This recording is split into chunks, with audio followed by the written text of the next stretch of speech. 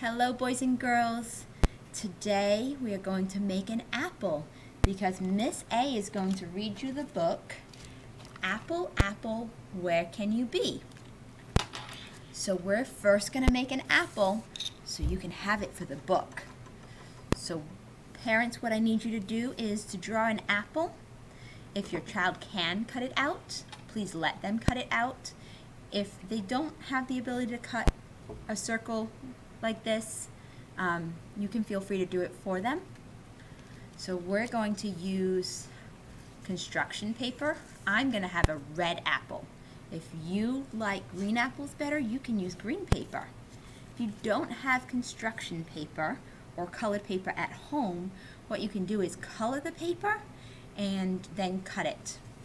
So we need some strips of paper, and what we're going to do, you're going to cut across the paper, draw a line for your child so that they can do that, and then we're going to make snips in the paper. So one of the things that we really need to focus on when we're cutting is we want our thumb on top and we want our fingers in the bottom, in the larger hole on the bottom. And children have a tendency to try and stick their fingers all the way through and cut like this. And that's not really very effective. So we want them to try and have just their fingertips like this in the scissors so that they have better control over them. So then we're going to open the scissors wide and we're just going to make snips. And what I'm looking for is smooth cuts, one motion, and also them to realize that when they cut, that the pieces are going to fall. So making sure that they are over a table and not cutting like this off a table so then they have to pick up all the pieces. So it's about knowing where their body is in their environment also and managing their materials. So we're going to make snips all the way through our paper. If you have tissue paper at home, you can use tissue paper to do this. If your child is not able to use scissors at this time, you can practice by the prerequisite skills for scissor use, and that is tearing. So whatever your child is able to do, you can modify this activity. We need to make sure that they're holding the other end of the paper with their thumb on top. We're cutting with always our thumb on top. And moving their hand down as they cut. Cutting requires a lot of two-hand coordination, and that's one of the things I want you to work on with this activity. Oh, I dropped my piece. Okay. So, thumb on top, open wide, nice smooth cuts. We call it an alligator mouth, so the alligator is super hungry and wants a big wide mouth and one long chomp to eat their food. And moving their hand as they go, keeping their pieces on the table.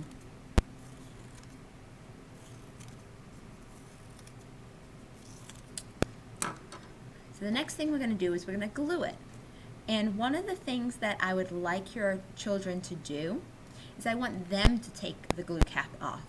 Because when they get to kindergarten, the teacher doesn't have time to go all the way around the room and pulling glue caps off for everybody. So I really want you to let them try and do it. A lot of children have the tendency to try and twist the cap. Remind them they have to pull. So use their pincher fingers and pull. And then have them twist the glue up. This is a skill that they're going to need, especially for kindergarten. They do a lot of cutting and gluing. So twisting is great for fine motor, and it's great for functional use. So we're going to put glue on our apple, and we're going to do a little bit of glue at a time. Pick one section to glue. put the glue on, use their pincher fingers, make sure these 3 other fingers are in the palm of their hand. If they need to hold on to something, they can hold on to the glue cap, make sure it doesn't fall, and pick up the pieces with their pincher fingers and place it on the apple. They can place them however they like. Overlapping is perfectly fine.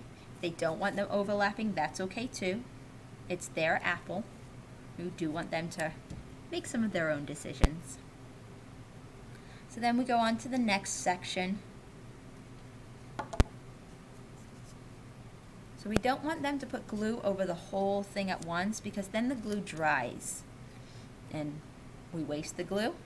But then they also don't always realize that the glue is dry, and so their pieces fall off and then they get upset. So we always want to make sure that we do a little bit at a time. You can see I'm still holding the glue cap this whole time and using my pincher fingers to do this activity.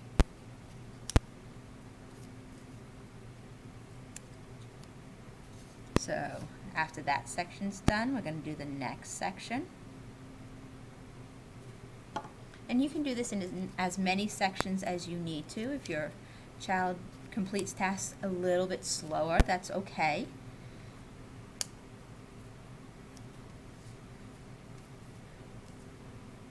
I'm really looking for them to focus on the different skills involved in this activity. And picking up the pieces from the table is definitely challenging, but it's good for them to do because they will have to do it at school. So try and let them do as much of the activity by themselves as they can. And if they need help, try and demonstrate for them first and then ask them to try again. And if they still need help, you can do some hand-over-hand assistance is what we call it. So you take your hands and put them over theirs and help them manipulate. So here is my apple, and in the story the apple has some eyes.